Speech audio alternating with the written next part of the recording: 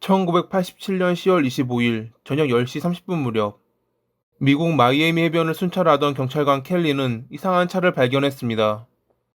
무엇이 그리 급한지 빠른 속도를 내고 자신에게 달려오는 차. 잠시 후 차의 창문이 열리더니 한 남성이 그녀에게 도움을 요청했습니다. 켈리가 남성의 차에 다가갔을 때 그녀가 보았던 것은 자신에게 독일어로 말하는 남성과 조수석에서 피를 흘리고 있는 여성이었습니다.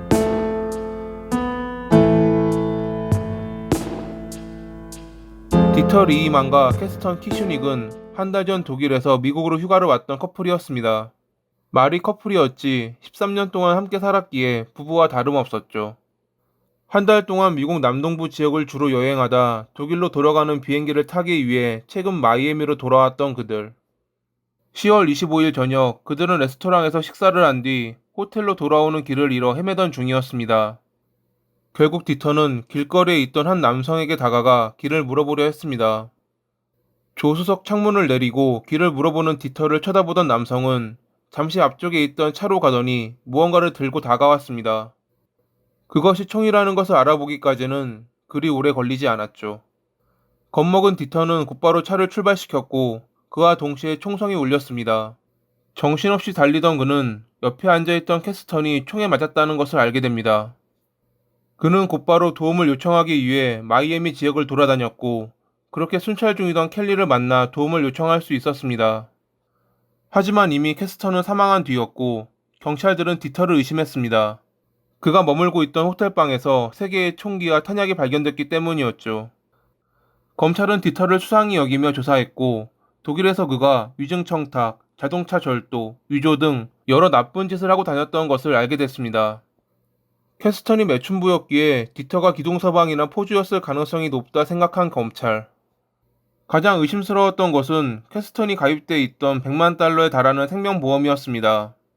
작년에 디터와 캐스턴이 서로의 재산을 유일 상속자로 지명한 유언장을 만들어 두었기에 그녀의 생명보험금을 비롯한 모든 재산은 디터가 상속받을 상황이었습니다. 우선 검찰은 그를 불법 총기 소지 혐의로 기소하면서 캐스턴을 살해했다는 증거를 확보하려 노력했습니다. 그의 총기 소지는 1987년 12월 27일에 재판에서 회부됐고 디터는 12월 30일에 풀려남과 동시에 1급 살인죄로 다시 체포됐습니다.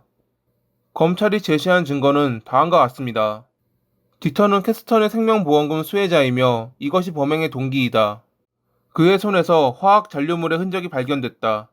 캐스턴의 총상과 차 안에 남아있는 흔적으로 보아 디터의 옷에는 피가 튀지 않았어야 했는데 그의 옷에는 혈흔이 남아있다.